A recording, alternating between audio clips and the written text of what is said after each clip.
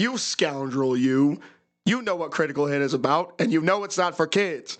Content warnings can be found in the episode description.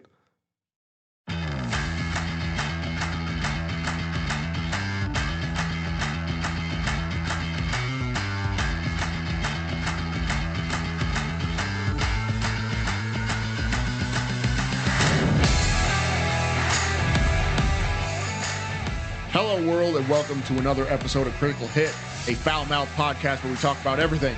I am your host, Red King, and with me always is Crimson and Chrono Warden. And we're talking about Nintendo games. Spoiler-ass bastard.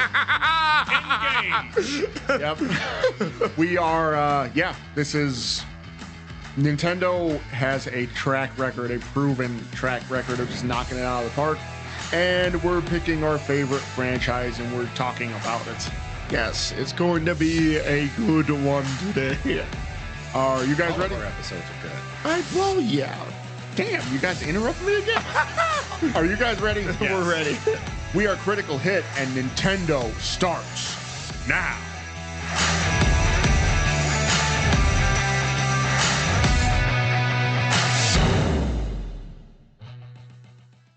Okay, so Nintendo franchises. I was thinking about before we begin. I wanted to talk a little bit about Nintendo as a company. Right. Really fucking.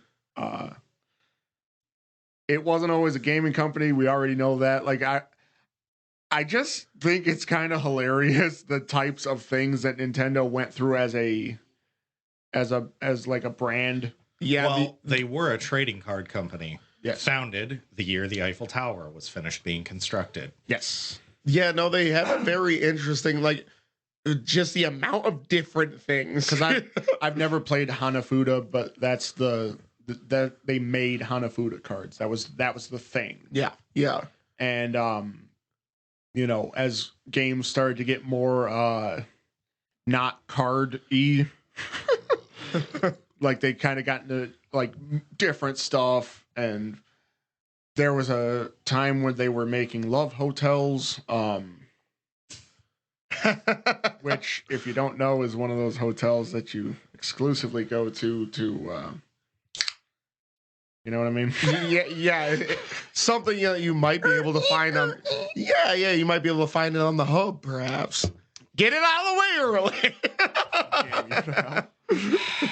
Also, be careful how you spell Hanafuda. If you're It's D-A. It's D-A, not T-A. I didn't think it was going to go this way this fast. Well, shit. We're like torpedoes, always coming for your ass. The Okay. cheek-seeking missile. Damn you all. So it's going to be one of those types of things. My bad. So, I mean, I could just jump right into it. I have I've been playing one fucking game for like 2 weeks. Yeah. Fun fact: you messed up your prior podcast prep for our last episode because you were playing that game. Yes. Yep. I had nothing going into our previous episode, but I did okay. And I'm going to do much better this one because that's all I've been doing. But I think before I mention the one that I've actually been obsessing my life with, I'm going to I think I'm going to pick like a runner-up. Something that right? Because like throwing a wrench in the usual script progression. And this is why we're cheek-seeking missiles. Yeah. I do it by changing up the script format. You do it by just Being a pervert. Yeah, being complete degenerates. Chaos is fun. WarioWare, because chaos is fun. Fair. Yeah, like because That could totally be a WarioWare game right there. That's a subtitle. Chaos is fun. WarioWare because chaos is fun. I thought you were gonna say cheek-seeking missile. WarioWare cheek-seeking missile. Hold up. Ouija. Oh no. That's disgusting. Oh no. Yes. Anyways, go on. Yeah, so that I fired up. Actually, I went through a lengthy rehab process for my 3DS because that's what I was playing my game that I have yet to reveal. You almost spoiled yourself. Yeah, I like the suspense that I'm building. I think I'm doing a really fantastic job. But Advancing things, as it were. Ooh. Oh. Oh. No, that's actually really good. Rhyming things up. Oh. Damn you. Okay. Listen, we've all already had spoilers. Mine was in the intro. Yep. That's true. Those comments will make more sense in a moment. But if we're doing runners up, Yes. Golden Sun. Oh, Yeah, wow. Here's the thing. I remember seeing something recently. It's coming to the Game Boy Advance. Yes. For That's right. That's what it was. Fantastic. So my runner-up. Now, here's the thing. Series is not exclusive to Nintendo, but this particular subgenre of that series is exclusive to Nintendo, and that's Mega Man Zero, the Mega Man Zero series. It was released on the Game Boy. No, not the Game Boy Advance. It was the Nintendo DS originally. Was it? Yeah. No, wait. No. Game Boy Advance had the first 4. Yep. And then ZX ended up on the DS, and then which ZX got really weird. Yeah, very weird because Mega Man was a strange character in that one, or X as it were was a strange character in that one. They made him a girl, which happened to Zero in the next ZX game, which was very strange. But yeah, no, fantastic art style, weird like resistance storyline where it was like you had these from of course Neo Arcadia. That was the because anytime there's like a higher subsect of people or Reploids in this case, it's going to be something Arcadia. So, fantastic game. Hard as hell. Yeah, it was like, and now Mega Man X was already hard in general. But yeah, the Mega Man Zero games took it a step further. And it was frustrating, but it was fun. I loved it. Golden Sun's just that old school Nintendo RPG goodness. Mm-hmm. Yep. I wanted to do an RPG, but I didn't have enough time for it. Though knowing your game that you picked, Chrono, I feel like maybe I should have made time, and maybe I'm not fucking living up to my. You gotta be dedicated. It takes dedication. No, my main game that I'm going to be talking about, I had a lot of plans for, and then I got a cold, and then I realized that the human body is pathetic. So my runner-up, like, because WarioWare, it kind of epitomizes my current attention span, or lack thereof, because each of the games are fucking 3 seconds. And, short attention span when we make a podcast. Nut. Damn. Wow. I don't even know how Damn it.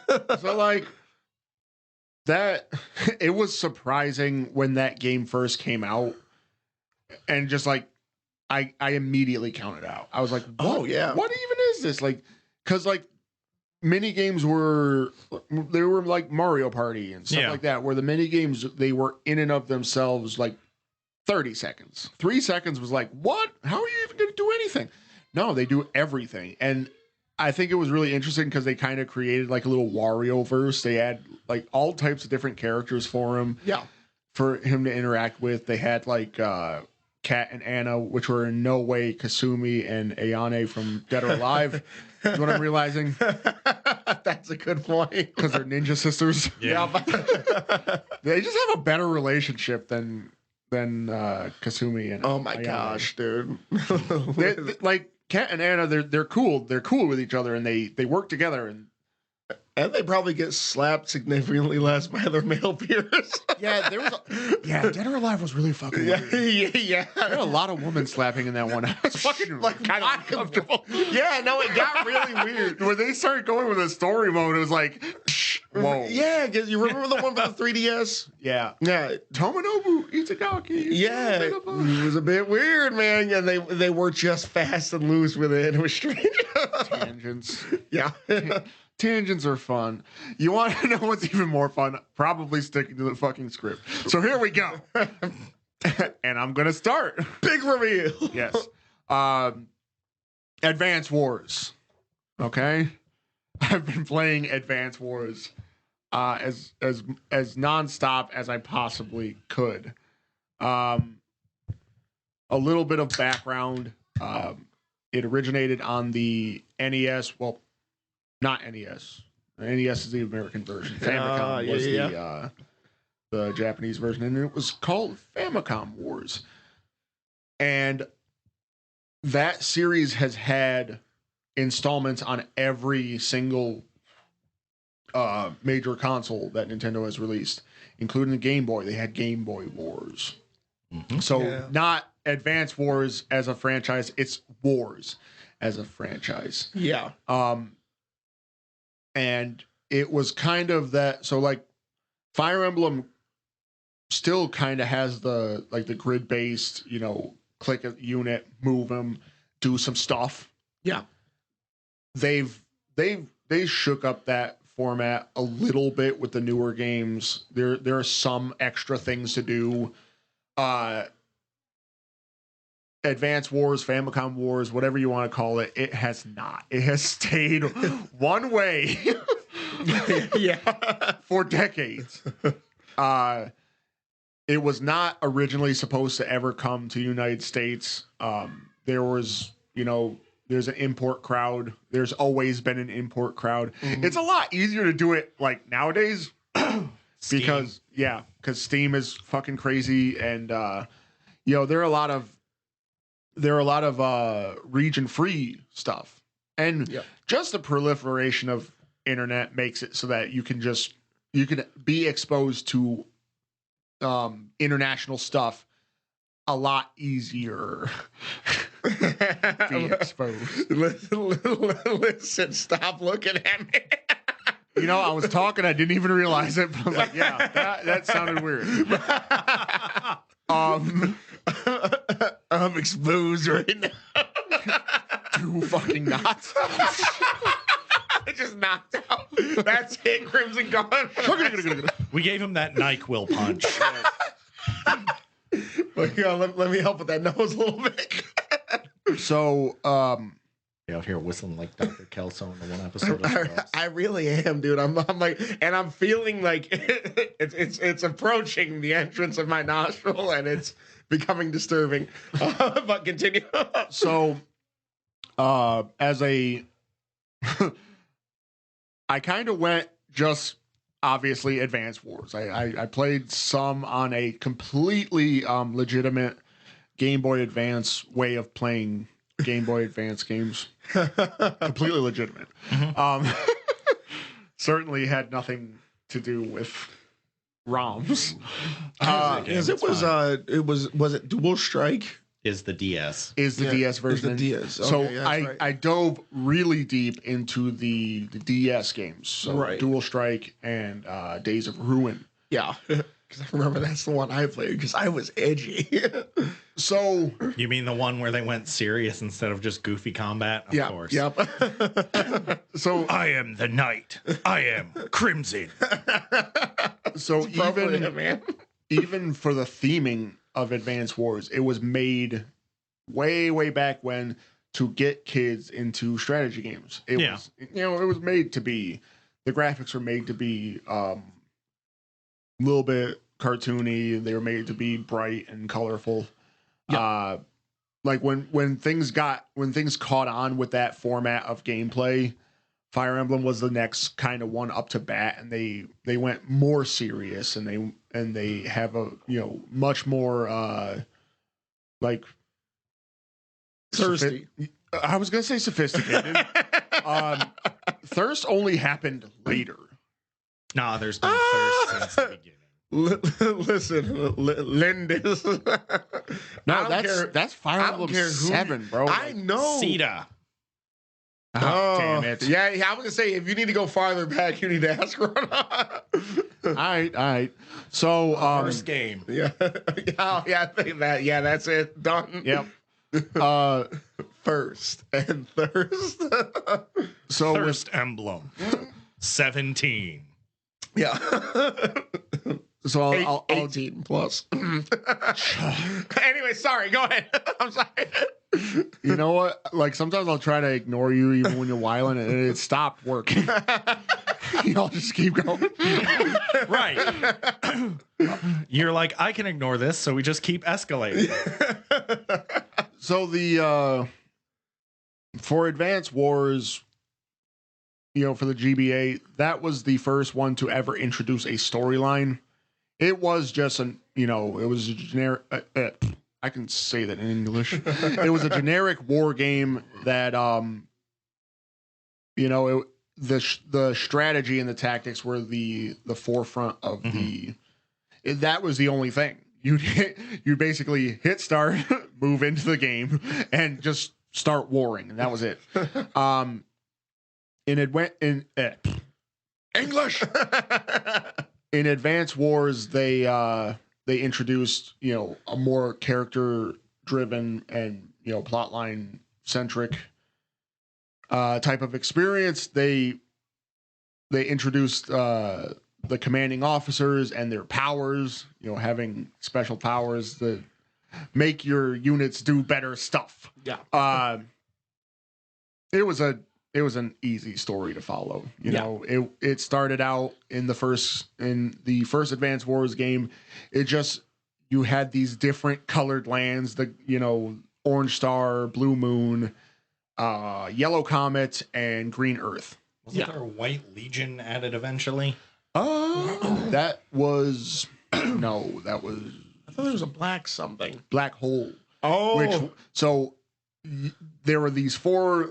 The four colored nations. That sounded really bad.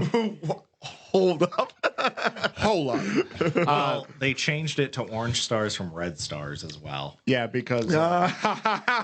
can't be a red star. I have a thought about that, no. as I kind of track into my next point, you'll get what I mean, right? Okay, so. Does it involve putting one Senator McCarthy in a garbage can and kicking it down a hill while it's on fire? Because that dude was a fucker. Sure. That doesn't. I can do that to anybody for any reason. I don't really care. Like, I don't care what type of person you are. Anyways, Advance Wars 2, Black Hole Rising. They changed just a random war into a forefront against the Black Hole Army. Black Hole Sun. I was thinking the same. Yes, that's probably what they listen to. The Dual Strike, in my opinion, not my favorite fucking entry in the series. They did a lot of amazing things with Dual Strike. The soundtrack. Oh my fucking gosh. Stellar. One of the best video game soundtracks I think like Digimon World 2 for some reason really jumps out. Oh dude, Digimon World 2 slap. Yeah, they're bought. A new one coming out. Nice. On the Switch. Switch. Come on, man. King console. Yeah, always knocking it out of the park. King K console. So obviously Dual Strike DS, the naming convention of whenever something ended up on the DS, they just put DS in it. Yeah, except if it was Days of Ruin. Except if it was Days of Ruin. Oh well, that was the sequel. Yeah. But interestingly enough, Fire Emblem and Pokemon never had that naming convention. Oh yeah, you're right. That's true. Hold on though. Well, you're right because it was Shadow Dragon. That was the remake that was on the DS, right? Of the original. It was like Fire Emblem Shadow Dragon or something like that. And then New Mystery of the Emblem. Oh, that's Shadow right. Dragon was a remake of the original game. Why couldn't they just do Dragon Shadow? Come on, man. DS. Because the enemy is named Shadow Dragon. and intelligence. Intelligent systems. Thank you. I can't speak English. Yeah, this is a stuttering type of freaking episode today. They didn't want to be that. They were like, fuck it. Well, intelligent systems also does Advance Wars. Yeah, I was gonna fuck. Never mind. They didn't want to be that. They didn't want to be that twice. They don't do anything twice, except for screens, right? And that's what ruined that fucking game. That's what ruined Dual Strike. I really like that so you can do 2 COs and you can swap them, and every CO has different strengths and weaknesses. You have one who's better at indirect combat, one that's better at direct combat, that type of thing where you can switch on the fly if needed. Then they had the Dual Strike, which, for its namesake, Dual Strike, which allows both COs to use their super CO power and then swap. So you could do 2 full power turns in a row. I don't see the problem. That was the great part. Oh. Let me tell you about the bad fucking part, right? Because, so like 2 things, right? I rediscovered my love for the DS and 3DS. Fantastic console, great concepts for their features for the 3DS, their social features, and blah, blah, blah, blah. I want to talk about that at length at some point in the very near future. Right. But the DS is what ruined Advance Wars Dual Strike, because in the later parts of the game, you will have to use both screens in battle, which doesn't sound like that bad of a concept, but you produce your units on the bottom screen, the first front, and you send them up to the second front, which you have no control over. So you'll end your turn on the main front, and then the enemy will do their turn on the main front. And then when they end their turn, you'll go ahead and just watch the computer operate all of your hard-earned created units that you've sent up there and completely drive your shit right into the fucking ground. I have lost so many fucking battles, or survived the battle and didn't get fucking S rank, because when you send shit up to the fucking second front, things get stupid. Okay. So in theory, though, could you just hold your stuff on your main front and then your enemy would just advance to you? Nope. That's stupid. Yeah, those fronts have to be won separately. If you win the second front, it closes. So if you find whatever the objective is and destroy it, or you overrun the enemy on the second front, it closes. So it behooves you to send units up quickly and Zerg rush it. Yep. So that was Dual Strike. I'll quickly get through Days of Ruin, and then I'll tell you one last fucking thing, because obviously, at the time of recording, it is not out. I think by the time this episode releases, Reboot Camp will be available, and I will lose my life. Yep. I thought they announced it for April 20th. Oh, shit. You might be right. So I still got some time. Yeah. But I will talk about that. I have some thoughts about that. Days of Ruin was yeah. So they did away with the dual front thing. They added some cool things. You can take your commanding officers and you can actually deploy them onto the field, which is something you couldn't do in prior games. You can, take your CO and put him or her in a unit, and the second feature was leveling up your units on the field without having to buy them. So instead of you could take a regular tank and have, as soon as you kill an enemy, you go up to level 1. And the more enemies you kill, the higher your level goes. If you deploy a CO into that tank, it automatically promotes it to its highest level, which is something that, it's one of those X factor moves that you can do. you're outnumbered by, you know, more expensive units, but you take a cheaper unit and upgrade it instantly to veteran status, and you do more damage. You kind of mix it up. It was really good like that. They took the amount of tanks that you can make. Like they had in Advance Wars, they've always had like 5 different levels of tanks. With the Neo tank being the ultimate. It was so expensive and so impractical to use. You just use MD tanks the whole time. Yeah. So those last 2 levels that nobody actually uses in competitive play, they took them right out. So they did a lot of things to streamline that experience. Fantastic game in its own right, but the theming, in my opinion, was just so like I always personally, as a personal preference, I don't like grim dark stories. Yeah. And this one had a cataclysmic event that wiped out 90% of the world's population. Okay. Then they had the remaining little bit of humanity is locked in endless war. And then they had a disease that was wiping out the rest of humanity. And then they had the fallout from the fucking meteor strike blotted out the sun.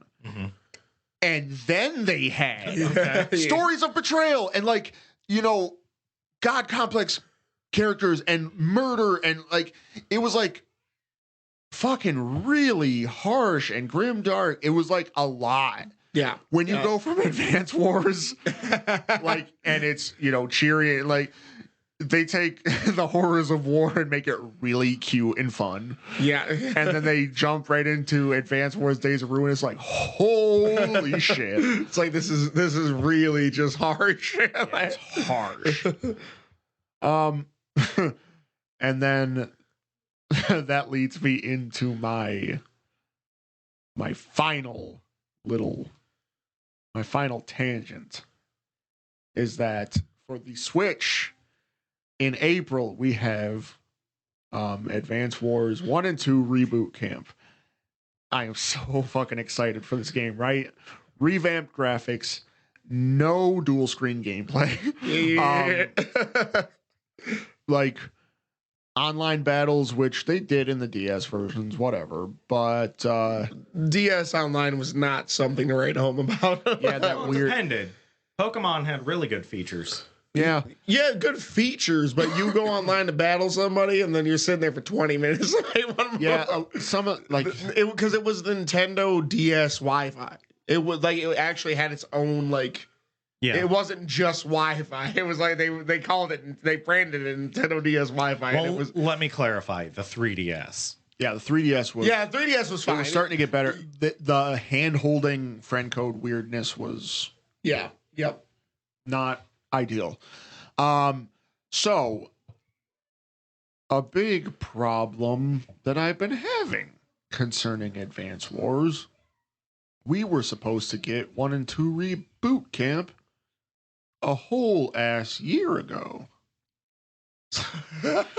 That's rough. The game was finished. Yeah, I know. It was ready to ship. You can blame Russia. And this is why, and I'm going to say it right here. I don't usually get this. This is not I'm going to say it. This doesn't sound like it's going to be good. Vladimir Putin can suck my dick and melt my balls. Putin these nuts on your forehead, douchebag. You made it so I couldn't fucking play Advance Wars. I would have had that game, and I'd be talking about it right now. That's fair. And I don't have it. And I'm upset. I'm deeply upset. That's funny. Listen, man. I guess that's all I got. I do want to put out that I feel like Real World Cataclysm needs to. I mean, this. I guess this sounds really fucking this is privileged as fuck. It needs to stop affecting my game release. Yeah, we had that whole viral apocalypse. Yeah. Now we have World War, and we're just sitting there I just want to play my video games. Yeah. Sorry, that was my can. All right, let's get back into yes. I guess that's good a prompt as any. yeah. So we are. Yeah, I mean that was Advanced Wars, and my privilege. I guess it is.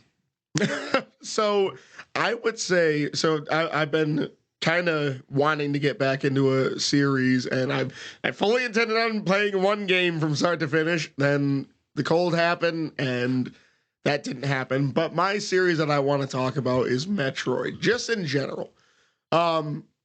So I'm gonna focus a little bit more on Metroid Prime, but I'd kind of just want to go through the games that I have played, because I wasn't a Metroid fan from the very beginning. And I'm starting to realize something, that we're kind of talking about series that are on the, I will say, less prominent side of Nintendo. I've noticed this. Because yes, though Metroid is prominent, it wasn't always the most hard contender. So, because you had your Metroids, you had Metroid for the NES, you had Super Metroid for the Super NES. Yep. So for a while you were getting a Metroid game per console until you started hitting the N64. There was no Metroid game. Oh, yep. Actually, there was a Metroid game for the Game Boy, the original Game Boy. Yep. So that was Return of Samus. Yes. Which fantastic game. Which they also did a remake, Samus Returns, for the 3DS, I believe. Yep. Mm-hmm. So the games that I have played, because that was kind of like the ones I missed, and then when you started getting into the GameCube and Game Boy Advance era, it's kind of when we started getting into Metroid. Me and Red King started getting more into that series. So there's two games primarily I want to talk about there, and Metroid Fusion was the second technical Metroid game that we had played. Yes. Because we couldn't have handheld consoles when we were younger. So it was honestly the first Metroid game that I had played through and finished. And that was after you had played through and finished it. Yes. So obviously the Metroid series has never really been like it. Obviously it has story. It's not really that fucking important if we're being honest about it. They expand upon it with, the kind of additional like logs, scans in certain games. Yes. You could kind of expand upon the story a little bit, but most of the time it was like opening blurb, little extra crap in the middle, ending blurb. That's more or less how Metroid worked, because it was a lot more about the adventure gameplay. I mean, define an entire genre of games. Oh yeah, Metroidvania. Yeah. So obviously, you have the other big prominent one, which was Castlevania, but Metroid was the progenitor to all of this type of gameplay, and it's addictive in the way of like, I have this. It was primarily side-scrolling until certain game. Primarily side-scrolling adventure. You explore these big sprawling maps. Mostly, like, let's be honest, it was mostly seamless. It was a door. Yeah. That was pretty much what separated you from one area to the other. That actually was really, really fucking cool. For like, if you think about a Nintendo Entertainment System, like the big ones were like Zelda, that you buy a fucking huge roll of graph paper, and sit there and draw your fucking maps and all of this. I remember, yeah. And it's like, it's such a, and it's part of that style of gameplay, and when you had Metroid Fusion, one of the big things was, you ended up losing your Varia suit. I believe it's Varia, I want to say. Yes. So that was kind of new, because you kind of built it up a little bit, because didn't start as the Power Suit, and then it went to Varia suit, and then you lost Varia suit. Yep, and then you got Fusion. Which, Samus loses her powers every single game, but like the Fusion suit was like, they made it so that losing her powers was a little bit of a, because like the whole plot line was she got infected with this horrible like parasitic virus, and it nearly killed her, and they had to like And in the intro, they said that they had to cut her suit off of her body because it had become so integrated with her, like just with her internals that they had to surgically remove it. And, you know, they put her into this, and like the fusion suit was like a huge difference as far as design goes. Yeah, because it was a lot more of it was like a kind of a synthetic style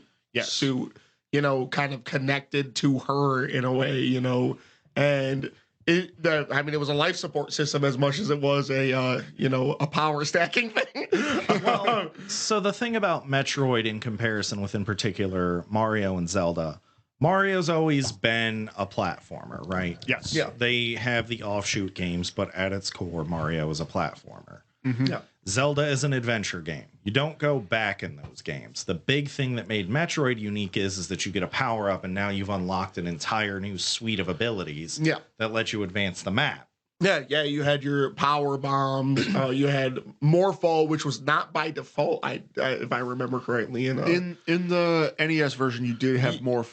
Not in Fusion, if I remember correctly. You generally in the newer games do have to gain Morph Ball back. Yes. Yeah, because I know that's kind of a new convention with newer side-scrolling Metroid games, and it's kind of interesting because if it's kind of a open world game if you kind of think about it. It was like a 2D open world game. Yeah. Because think about it, it's much the same. If you play something like Breath of the Wild these days, if you play something like Red Dead these days, it's like, you know, you acquire things, return to said area, different things available. You know what I'm saying? Because Legend of Zelda was the only other one to do that. Yeah. Because like Zelda 1, it was open world. Yeah. You know? Yeah. You could take on the dungeons in any order. Yes, but there's not a lot of backtracking. That's the thing in particular that makes Metroid unique. Yeah, very, very true. And that's, you know, and it's kind of cool to see. And, you know, there's a little bit of a teaser, and that's kind of the addictive gameplay to it, that when you run into something that, you know, matter of factly, I can go here, I just can't do it now. Especially when you start to learn the convention of that game. It's like a weird dopamine rush every time you see this new thing. It's like, oh, I gotta get something, and then when you get that thing, and it's like, yeah, it is like a hype effect. Yeah, and it's always, I mean, it's just Fusion was a well-crafted game because you also had kind of the pursuit mechanic then introduced. Yeah, SAX. Yep. So now it's like this, you know, and it was an omnipotent kind of, you know, problem. You couldn't kill this thing. Mm-hmm. It took the entire, which is very I guess spoiler alert for an incredibly old game. Yeah. But it very much paid off in the end because you spent your entire game running away from this thing, which also just so happened to look like classic Samus, which was like, you know, doubly insulting. So all of Samus's powers, that was a big thing. This was like literally like powerful version of Samus, and then you're like this weak little small looking fledgling version of Samus by this point, booking away from this thing every time you saw it. It was terrifying. Yeah, the chase scenes were amazing. Yeah. It was amazing for a Game Boy Advance game. Like it I remember the first time they ever revealed its not face. Yeah. Because it blows a door open, and you're kind of like, you're in a morph ball, and you're like you're in the ground underneath it. Yeah. And it blows the door open with like a super missile. Yep. And then walks through, stops, turns, and then does like a little splash screen with its alien face. It's like, yeah. And it did like a zoom. It was crazy because you got little zoom in, and it sprites all up until boom, and you just get this. And Metroid has always kind of been like kind of creepy in its own way. This very alien world. Everything was very dark. It's very adjacent to like the Xenomorphs and Predator. Yeah. Which was, I think, probably, I'm willing to bet, I don't know this for sure, was probably the original inspiration now that I think about it. It did feel very, Yeah, even female protag.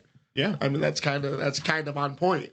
So that, you know, and then you play this entire game, and you're getting power-ups, and you're, you know, because it's very classic Metroid. This is what you do in pretty much every Metroid game. Yep.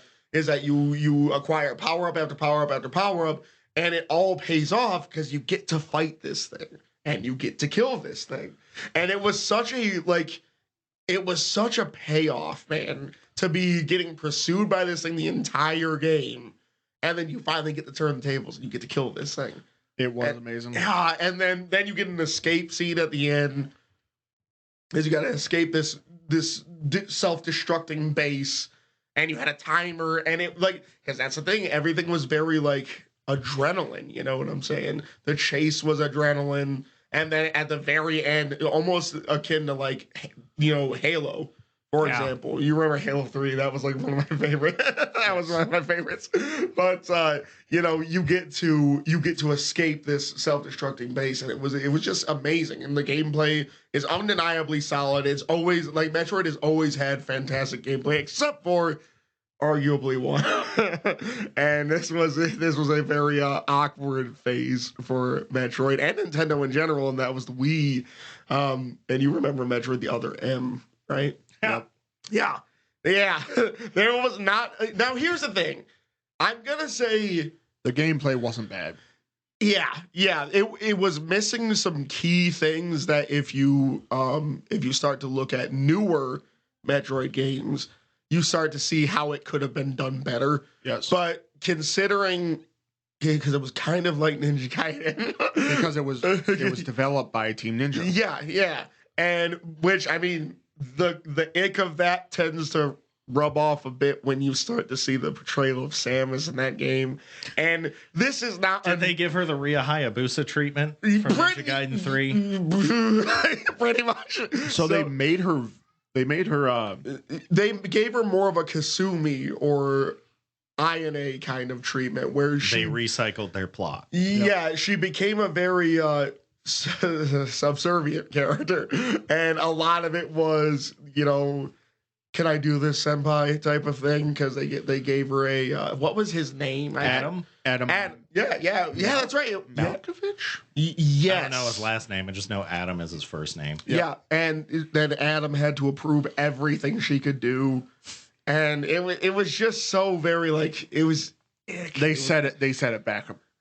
Yeah, good long way with that one. Because I mean, you figure you played Metroid, and you didn't know that Samus was a girl until you get special endings. Blah blah blah. You know, in the first game. Yes. Yep. But that's kind of my point. Is the very first game you get this character turns it right on its head. That's what I'm saying. You trailblazers, man, and then you get Team Ninja up in there, and it's like. You really set it back. They gave her baby fever for the Metroid. Yeah. It was like... Yeah, I do remember reading about that. Yeah, it was ick as fuck. Yeah. It was really weird. And obviously that's not a new or a hot take, so I'm not going to sit there and begrudge on that too much. I'm not going to sit there and hang on something that I can't. Ruffle some feathers, rustle some jimmies, as it were. Yeah. I'm just going to move right. But, you know, the other game that was very prominent, same time around Fusion, on the GameCube was Metroid Prime. Yes. And undeniably, it was massive leap for Metroid in general. Because normally, when you take that 2D series and you turn it to 3D, there's a very awkward period for it, where it generally sucks. Now, here's the thing. Metroid Prime completely flipped it, and it was back when Retro was still a fucking. I mean, I'm not gonna shit on them that much, but they take 17 years to release one game now, and it's really annoying. So you know, you get a partnership between Retro Studios and Nintendo, and you get what they coined as a first-person adventure game. They didn't call it a first-person shooter. Right? Probably because Nintendo was still halfway trying to be like the family console and everything. Like they were trying not to make it too violent, but that thing was fucking sick. Yeah, and I will also say that it did sort of make sense because the build of the game, if you do remember, it was significantly less about the shooting and this and that. There was still a large focus on puzzle solving. there was still a large focus on scanning and like your environment. Yeah. It was a lot more about that than it was about the actual shooting element of it. Now, the shooting element of it was as good as it could have been, considering, I mean, Nintendo only just recently got a controller that you could really fuck around and find out with the first-person shooter. So they did have a lock-on. I do remember that. They had a lock-on circle strafe type of combat. Which, I mean... GoldenEye. Yeah. Yeah. We should play that on the Switch. I do think we should play it on the Switch. But it was, and this thing was a well-crafted game. The world... I call Odd Job. Fuck yourself on that one. Fuck that. I'm not playing. But, you know... Slappers only. But a well-crafted game. It looked good. Like, even... Now, they did, obviously, no news here, but they did remake it for the Switch, which is what I planned on playing over the last week. Which, even if you look back at the original GameCube game, that was mind-blowing how good that game was. Yeah, no. Like, you know, the world was dense and rich looking. Like, you know, there was so much to everything. You know what I'm saying? Yes, all the Magmore Caverns is a fucking banger of a theme. Yeah, this is true.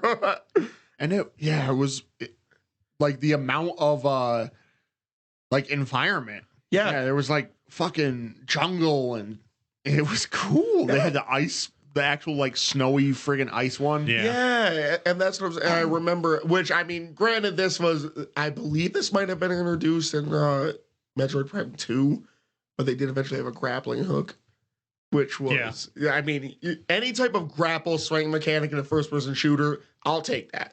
Like any day. Yeah. You know, that's what I'm saying. You got to get some Zelda in your Metroid. Hook shot.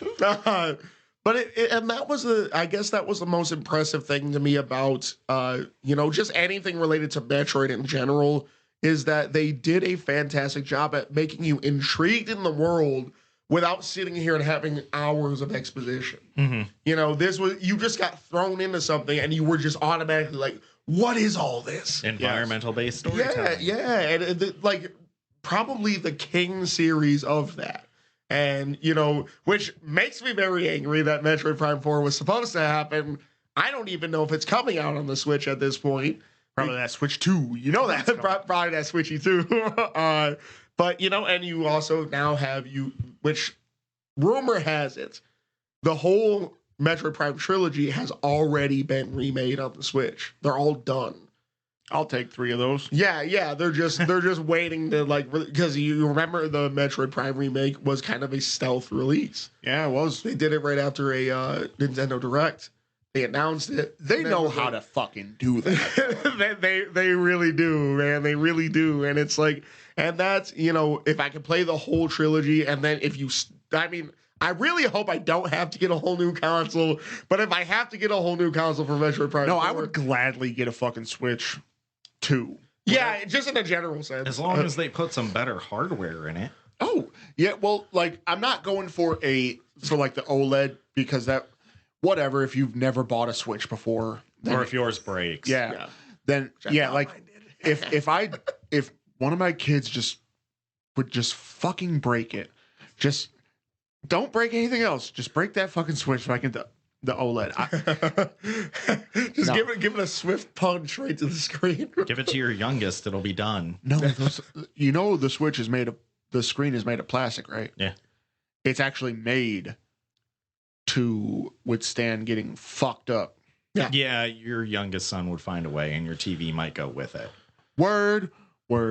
Now help me with this title, because I forgot the newest one that got released for Metroid Dread. That's what it was, because that is a direct sequel to Fusion. And I was like, and I mean, I'm not gonna say they also, without spoiling, they tie in Metroid Prime Hunters. Yeah. So and that's the biggest. I'm not gonna. Hunters was fucking sweet on the DS. Yeah.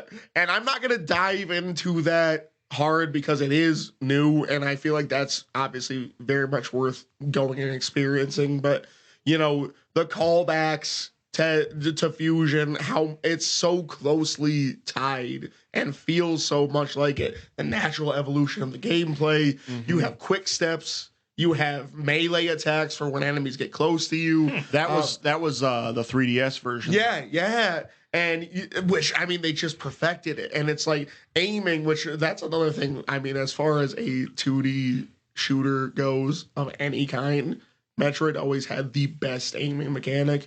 That pretty much any game that was a 2D shooter after that had to have that. Contra. Yeah. Except Contra was fucking psychotic. Yep.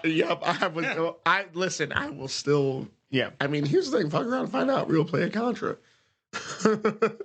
might be a thing. You can do up to 4 people, so on some of them. But yeah, no, I mean, without, like I said, without going too deep on that, which because that's also something just I want to. I've been very interested in picking it up, and it's just something that I want to get in myself. I know more about the story than I wanted to, because when you go down the rabbit hole of watching video after video on YouTube about it, you tend to learn a bit more than you want to.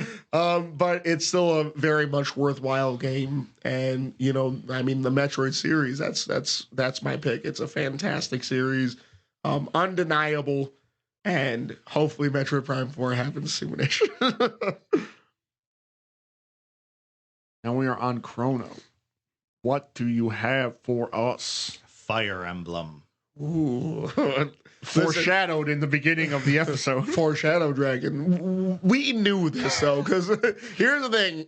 If there's one thing we know about Chrono, he loves him some Fire Emblem. Man. Yeah. Anything where units move on a grid and fuck things up.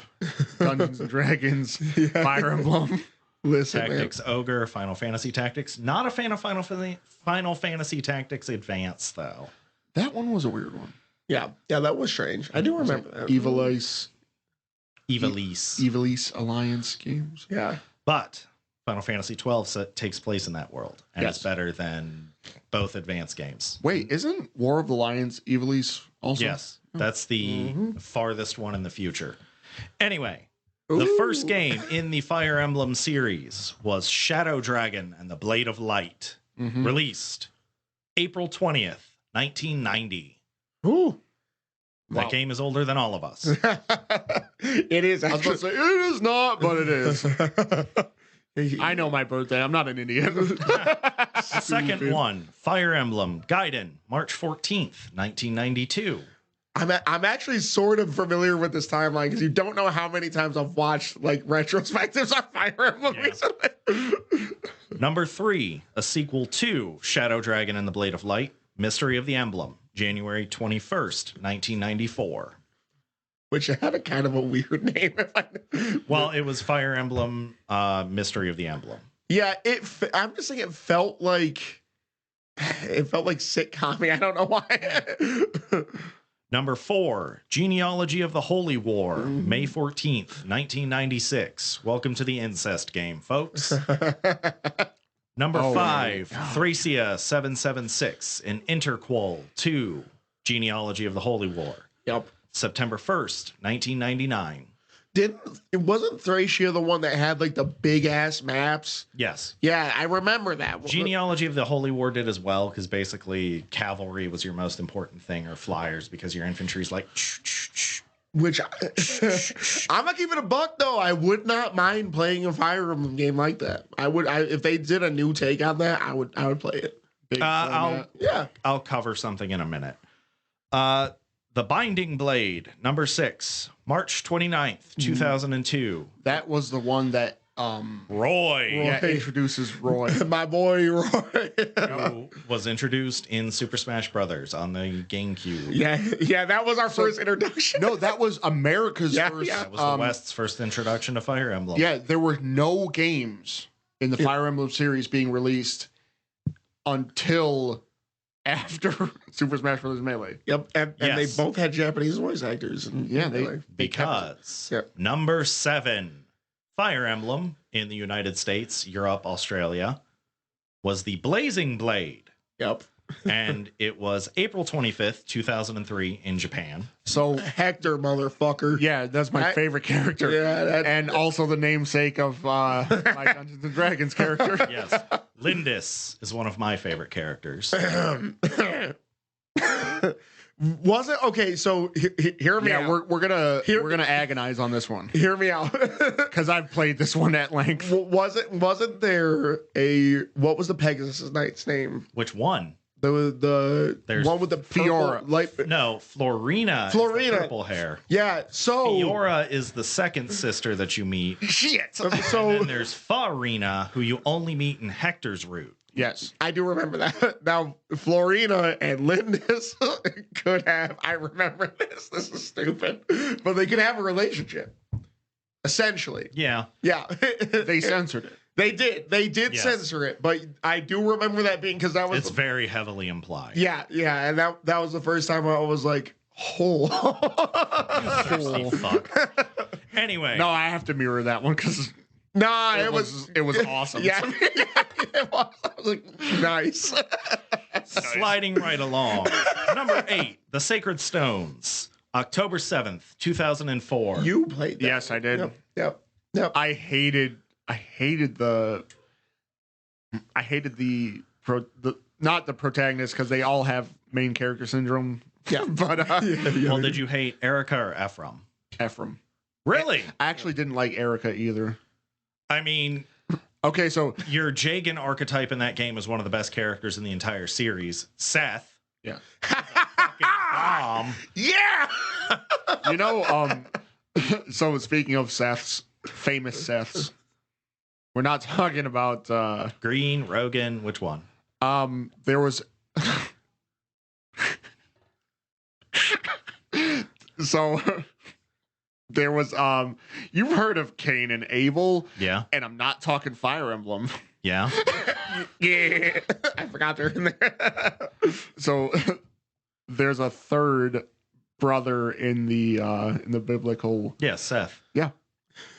He was the third not human, but yeah, he was the third son. Yeah, descendant of the of Adam and Eve. I just dropped my. There goes the can tab. Can tab in the drink. Man down. Good thing you're done. Die. Number 9, Path of Radiance. Fuck yeah, man. That was a GameCube. Yes. Featuring Ike. Here's an interesting fact. Did you know that there's a potentiality that Ike is canonically gay? Wow. Yeah, he only has 2 A rank supports. Yep. Soren and some other dude. Yep. Both dudes. Now, he doesn't technically end up with anybody. He's a big dude. He's a top. Yeah. Yeah. Wrap me in those arms, bro. Okay. When I get to engage and we talk about the I want to get engaged with Ike. I mean, you can. You can say emblem engage and then you become one. Oh, that's right. Oh, sick. That's right. That's like dead ass of marriage, bro. Yeah. Hell yeah. But Path of Radiance released April 20th, 2005. Animal people. 15 years to the day after Shadow Dragon and the Blade of Light. Wow. Next, the sequel to Path of Radiance, Radiant Dawn. Uh-huh. Yep. February 22nd, 2007. They bumped those games right out, right? They one did. Right after the other. It was slow. There's literally like from 1999 to 2002 to 2005, they pumped out game after game. And then it starts spreading out a little bit more as they've gotten more advanced hardware and done more in-depth plot lines and shit. Yeah. Up next is the remake of Shadow Dragon, August 7th, 2008. Yep. Mm-hmm. Then you have New Mystery of the Emblem, July 15th, 2010. Mm-hmm. Now, this was the first game to introduce the customizable avatar character. Because if you remember in 7, you could make your strategist have a name and the characters would talk to you. Yes. Yep. But you also had the option of not doing that. But they didn't participate in battle. Right. This one, your character could participate in battle. I'm trying to remember. So, New Mystery of the Emblem, it's a remake of Mystery of the Emblem. Okay. So. And Shadow Dragon was a remake of Shadow Dragon and the Blade of Light. Right. So I do remember because when I first saw the character creator and New Mystery of the Emblem, like it was cool, but it was also the fact of like, that was the very awkward phase of like, because a lot of those DS games, if you remember, they would add customizable characters. I'm thinking Yu-Gi-Oh right now. Those Yu-Gi-Oh games were fucking garbage. It's like your options were so like it felt cheap. You know what I'm saying? It was like they didn't go full into it, and it doesn't help that the visual style of those games just were not great at that point. Shadow Dragon and New Mystery of the Emblem, they had that horrid, I want to call it claymation feeling graphics. Proto 3D style thing, yeah. Do you remember Dungeon Dice Monsters? For the Game Boy Advance, they kind of had the same. Yeah, it would look like Dungeon Dice Monsters. Which, as a board game, I kind of like that fucking game. Yeah, it wasn't bad. As a fucking... as a Game Boy Advance game. The other feature that was added, and this caused some war in the development studio itself, because permadeath had been a thing up until this game in the series, casual mode was added in this game. That was in Shadow Dragon too, wasn't it? New Mystery of the Emblem is the first one to have the created character. Okay. And casual mode. I mean, it must have done something because it's stuck. To be fair, I mean, that's like the only mode I play in right now, to be honest, because I'm not the most like in-depth strategy gamer. That's kind of why I like Advance Wars, because when a unit dies, it's done. I don't have to think about it. It doesn't. It doesn't have that face and full story. Yeah. Fucking voice acting in the new was like, jeez. And then they also like have death quotes. Yeah. Fuck. It's like, my sick family, please remember me. Like, no! Henry said no! Yeah, I would always shut that shit off. I would never continue playing. Next, the game that saved the series. Yeah. Fire Emblem Awakening. Yep. That's the thing. This was going to be the last one. Yep. So they pulled out everything. If this game did not sell well, that was going to be it. Holy crap, really? But it did so well commercially, critically. It's the game that saved Fire Emblem, not just around the world, but even in Japan. Yep. Yeah, that's a real thing. Not do. So it was a very interesting thing, because I remember watching something about that, and everything, even down to the art style. Yep. Was picked because of the appeal side of things. They wanted to do everything they could to make that game successful. And that was one of the big things. They ended up like the visual styles, art styles, the kind voice of acting. Yeah, voice acting, the flash created character was really good. Yep. That was like, oh man. And here's the thing, to their credit, I mean, good fucking job, because that was a fantastic game. And arguably the number one or like the starting of Thirst Emblem. Yeah. Because I just ran a quick Google search and wow. Who you picking? Oh boy. Come on now. Probably Tharja. Yeah, Tharja was my game. Well, we've come to a 3-way agreement on this. That's problematic, but also. Well, I mean, there's also Olivia, and I also did really like Cherche. Yeah.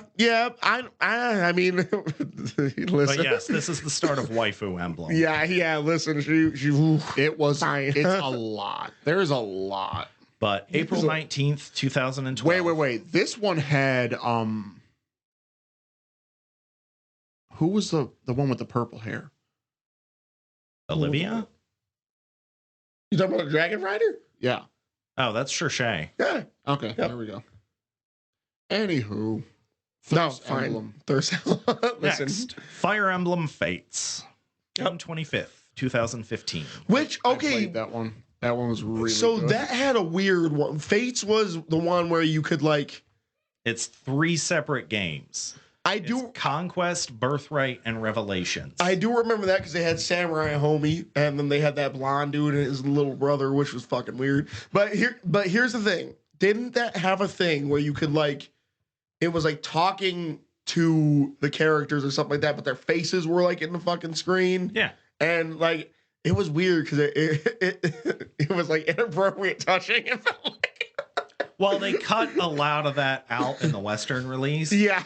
Because, like, yeah, some of those characters are children. Yeah. Yep. And it got fucking weird. Yeah. Thirst Emblem, but not pedophile emblem. Yeah. No, yeah. We try to stay away from that one. 18 plus. yeah, 18 plus. Fire Emblem 18 plus. Up next, a remake of Gaiden. Yep. Fire Emblem Echoes, Shadows of Valentia. Now that is my all-time favorite. Really? Yep. Okay. April 20th, 2017. he just fucking skipped you. I'm the biggest Celica simp in all of. But this is actually the third game to release on April 20th in the series. It released 27 years after Fire Emblem Shadow Dragon and the Blade of Light. Wow. Awakening released April 19th. So they're an April company. Yes. Yes. They probably at that point they model it around that month. Yep. Fire Emblem Three Houses. Ooh, man. July 26th. So here's 2019. I have an opinion on that. I remember you got me introduced to it, Chrono. Here's the thing. Love the game. I will say this.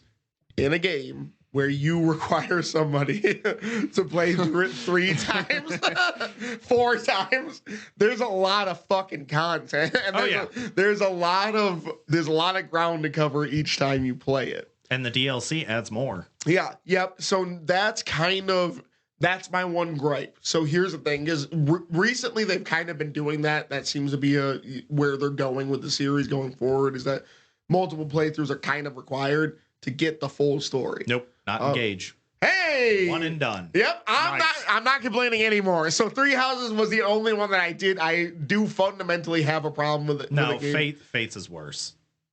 Because you had to buy 3 separate games. That's fucking right. You had to spend $100 because it was $40 for Birthright and Conquest brand new.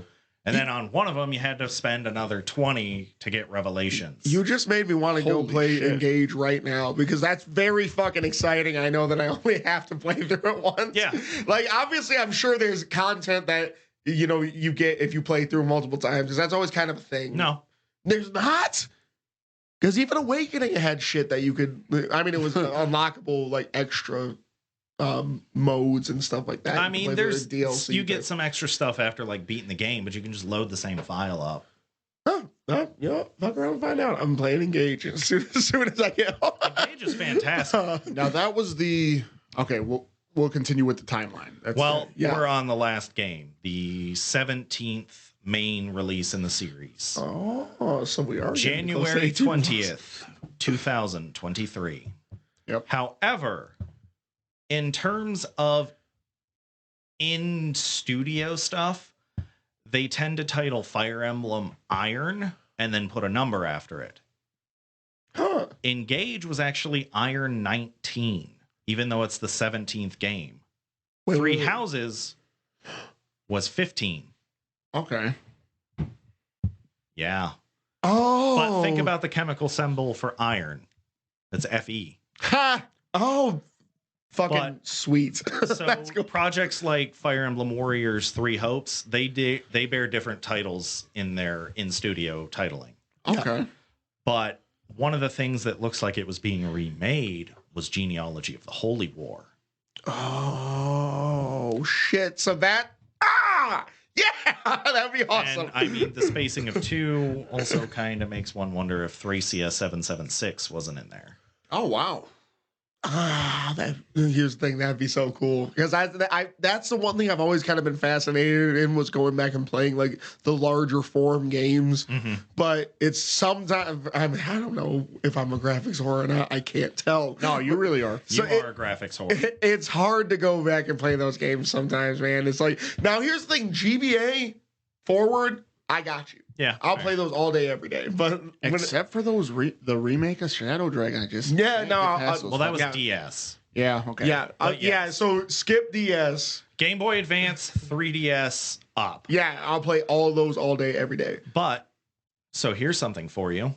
Did you know the series actually started as a doujin project? Really? Yes. That's correct. Shozo Kaga and 3 other developers, they were students with other jobs, basically, were working on this as a doujin. It was never supposed to be a commercial project. That's right. That's correct. Oh.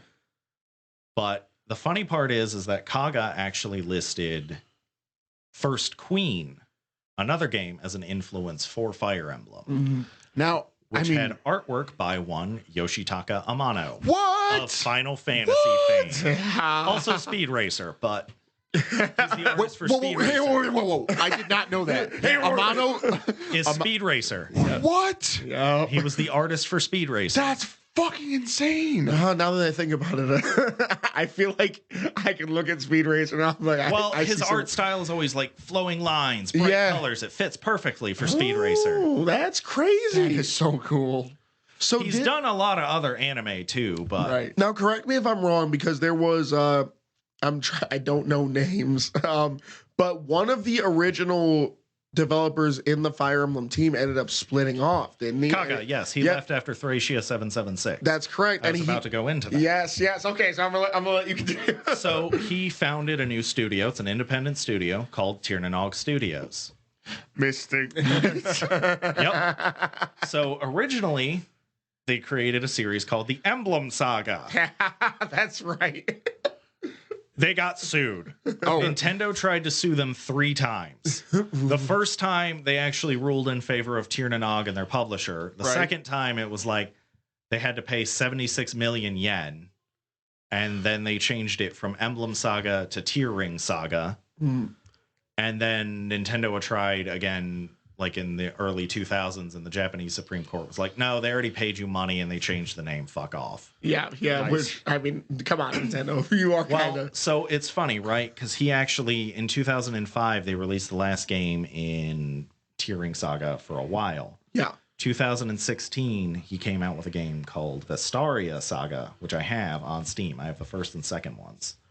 You're going to have to show me these. They're old school style Fire Emblem. Like, it's brutal combat. You got to be thinking about what you're doing. You got to be careful. Yeah. Terrain plays an important role. I gotta see this. I didn't know, because I do remember the split off, and I do remember the other series. I did not know that they were still making games. Well, he took like a decade off from making games. Yeah. And then he came back hard on Steam. Shit. Vestaria Saga is actually pretty good. I haven't played the second one yet. Listen, I mean, good for that studio, because, like, not for nothing, but I mean, that obviously that's your passion and you're good at it. Right. More strategy role-playing games is always good in my book. Yeah. Because before I rank the 7 Fire Emblem games I have actually played and round out my list, Tactics Ogre and Final Fantasy Tactics both claim Fire Emblem influenced them.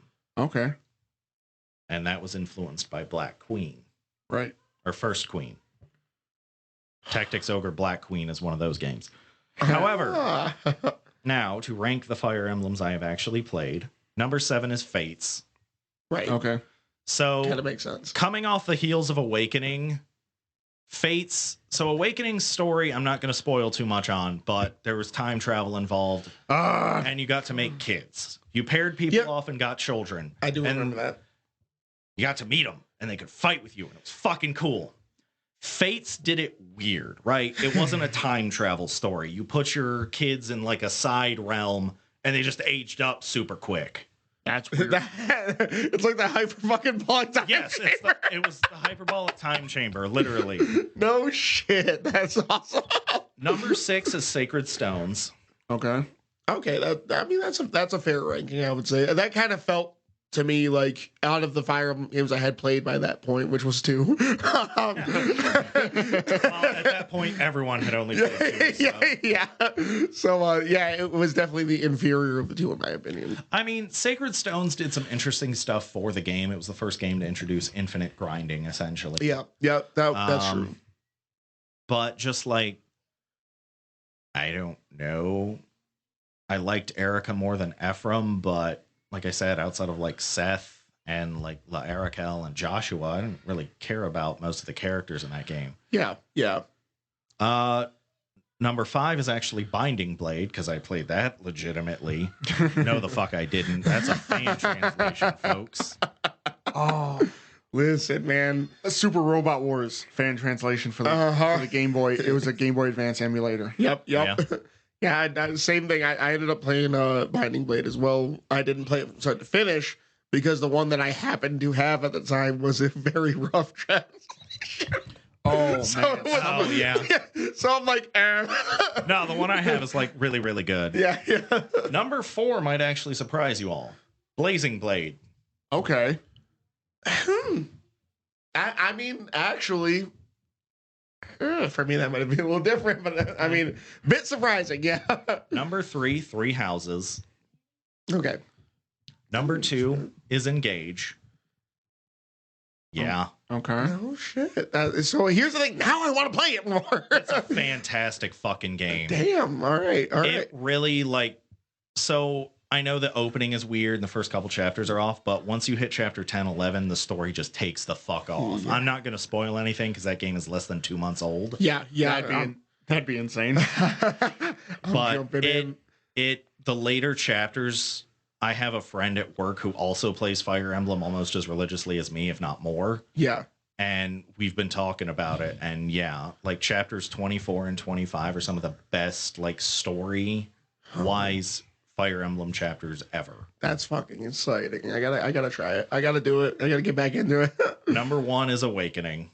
Yeah, here's the thing. That's proper. I completely agree there. So the one thing I've noticed about Fire Emblem is like, because you can change, how many, or you could change what characters you have on the field. Yeah. Like the idea, because our games were kind of similar with Advance Wars and Fire Emblem, like I've found, especially playing it very recently, that Advance Wars is almost like a puzzle. Yeah. There are 1 or 2 right ways to do it. Like Fire Emblem, because you can change your characters and you get so attached to them, you have this, it changes how you play it, and it makes it a little bit more of a like there's not one easy, or there's not one right way, there's not one absolutely optimal way to do it. Yeah. Especially if you're like a dumbass and like every Fire Emblem noob is going to use their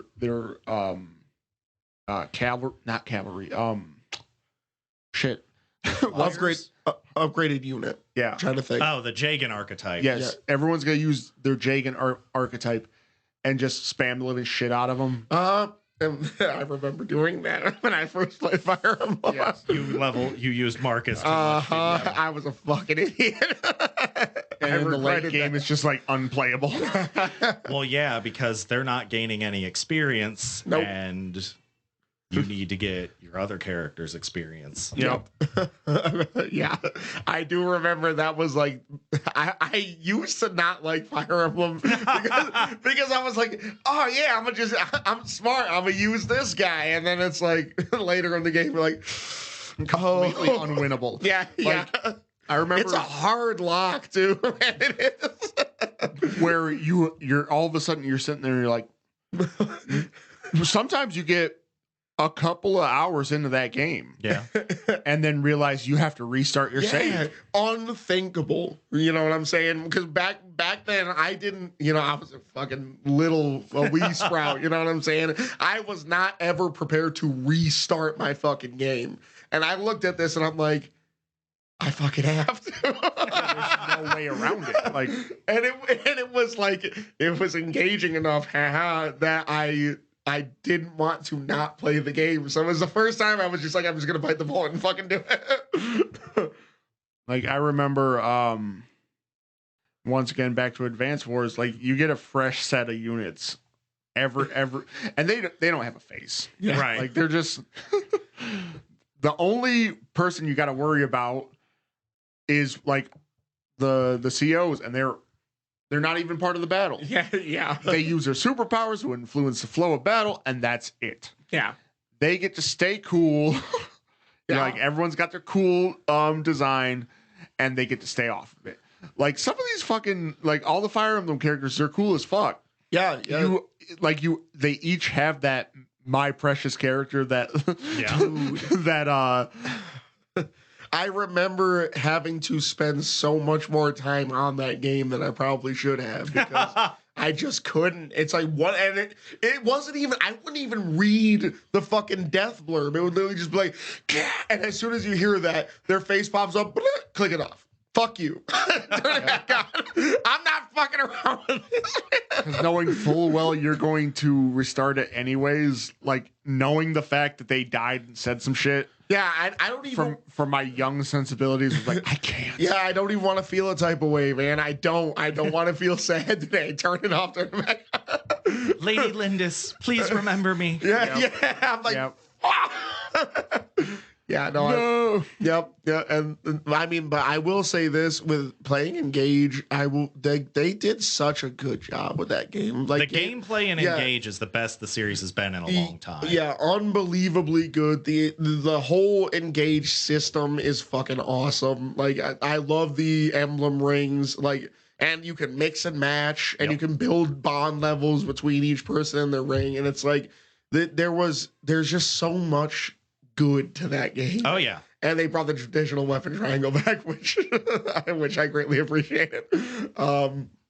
You know, and like, can we talk about it? It's just visually such an appealing game. You know, and throughout the history of Fire Emblem, it's kind of been a thing. Fire Emblem, let me not fucking mushmouth through that.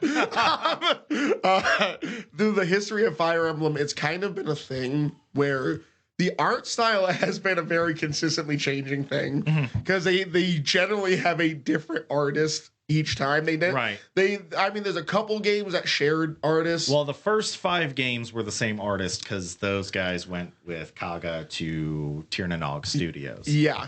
Visteria Saga, as soon as you see it, it's original Fire Emblem, which I can't wait to see it though. But ever since that point, it's been consistently changing. You had obviously between Binding and Burning.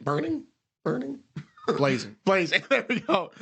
You had the same artist between those two games. Yep. But aside from that, they've been pretty consistently changing the artists. And the most recent art, yes, I mean, a lot of people were like, "Oh man, it's fucking anime." But like, it's fucking good looking. Like, the fact that they crank out. And once again, Fire Emblem, they have to make all of these fucking characters. They have to design them. Yeah. And they come out with great designs. They come out with great fucking art. Yeah. You know? Fire Emblem has never disappointed as far as oh wow, yeah, it really does look. But real play. Fire Emblem has never disappointed as far as art goes. Anything that they ever come up with has been stellar as far as design. You know, you can be kind of you can be a snob as much as you want. Like, maybe whatever anime doesn't work for you. Like, you think that it should just be, I guess, realistic high fantasy? Yeah. Or like, which I'm gonna keep it a buck. That's almost never been that good looking. Like, I'm gonna be honest. There's very few like of the high fantasy art styles that are done just in a way that doesn't look a bit like Dragon Age Inquisition would like a word with you. That's a beautiful game. No, I'm saying that type of shit. Fine, great. I don't mean to go for the brand like this, but it took a while for Dungeons and Dragons to start looking appealing. Their art has been a little fucking sketchy a lot of the time. So what I will say is it only got good with 5th Ed. Yeah. Grumbly. Third edition art looked like shit. Yeah. And which I get it. It wasn't necessarily about the look and everything like that. So it wasn't really important, really, until you started getting more into it. Because visual is everything nowadays for most people. If you don't have visual stimuli, nobody gives a fuck. So, you know, it didn't matter, but it looked fucking ugly. So it's like, if you're doing high fantasy, anything else besides anime art style, you better get the big names in the game. You know, the ones who know how to fucking whip out a nice looking picture. Because aside from that, I'd rather take base level anime almost over a lot of other fucking different types of art. It's that, or you've got to do it live action. Yeah, which, no, not for Fire Emblem. find somebody in color Fire their hair Emblem, red, absolutely red and not. blue. Yeah. I will say this isn't really a spoiler. There's a storyline reason for it. I'm not going to tell you what the storyline reason is, but it's fucking cool. Oh, nice. I'm gonna find it out. Joy-Con hair has a story reason. You want to know what? That's something that I've found really hilarious about the Switch is Joy-Con hair. Yeah, yeah. Several characters through different games having Joy-Con hair. I love it. You should cop Engage though. I think I'm going to, because not for nothing, I have not played. I haven't seriously played Fire Emblem since Shadows of Valentia. Yeah, and maybe that'd be the best way to get back into it. Yeah, and I don't have to go through 3 storylines to 4. 4 to get the full story of 3 houses. You have to do 4 playthroughs. Yeah, a little rough. I mean, yeah. Holy shit. I'll just end up playing 1 storyline and getting all of my favorite new Fire Emblem waifus. Well, so here's the thing with 3 houses, just as a last aside, right? So the one storyline, the Blue Lions, is the most traditional Fire Emblem story. It's about reclaiming a lost kingdom. Right. There's Crimson Flower, which is the Black Eagles. That is the perhaps least traditional Fire Emblem story, right? Because you could argue that you get to play the bad guy. Oh, okay. Yeah. Golden Deer is my favorite storyline in the game. Yep, that's the one I started on. Yeah, and then Silver Snow kind of is the other side of Crimson Flower. Right. Yeah. Which I'm gonna get to 3 houses, but I'm taking it slow. Well, if you're gonna do it, I would do a playthrough, go play something else, come back, do your second New Game Plus playthrough. Because once you get New Game Plus, the game gets a lot better. Right. Okay, that's fair. Yeah, that's fair. All right, I have a plan of attack. I'm going.